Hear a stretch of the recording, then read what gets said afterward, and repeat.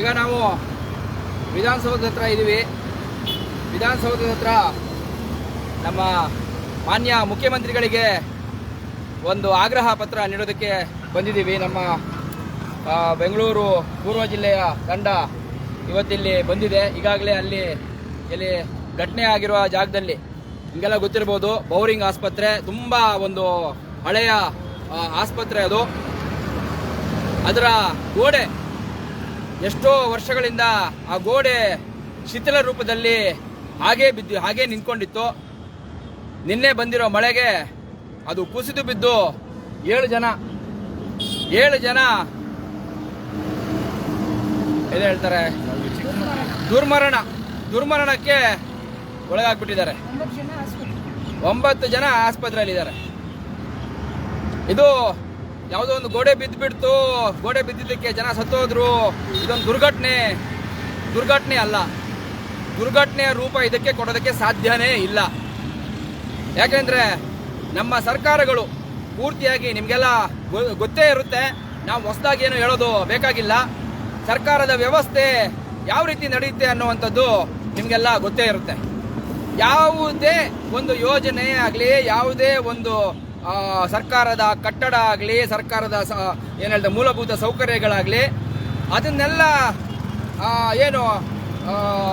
Ready ಆದಮೇಲೆ ಆ ಸೌಕರ್ಯನ ಲೋಕಾರ್ಪಣೆ ಮಾಡಿದ್ಮೇಲೆ ಅದರ ಒಂದು ಮೇಂಟೆನೆನ್ಸ್ ಅಂತ ಒಂದಿರುತ್ತೆ, ನಿರ್ವಹಣೆ ಮಾಡೋದು ಅಂತಿರುತ್ತೆ. ನಮ್ಮ ಸರ್ಕಾರಗಳಲ್ಲಿ ಅದಕ್ಕೆ ಯಾವುದೇ ರೀತಿಯ ಅವಕಾಶಗಳೇ ಇಲ್ಲ. ಮೇಂಟೆನೆನ್ಸ್ ಅನ್ನುವಂತಹ ಪದನೇ ಯಾರಿಗೂ ಗೊತ್ತಿಲ್ಲ. ಇದು ನೇರ ಸರ್ಕಾರದಿಂದನೇ ಆಗಿರುವಂತಹ ಹತ್ಯೆ ಮತ್ತೆ ಕೊಲೆ ಪ್ರಕರಣ. ಇದು 302 ಸೆಕ್ಷನ್ ಇದಕ್ಕೆ ಹಾಕಬೇಕು.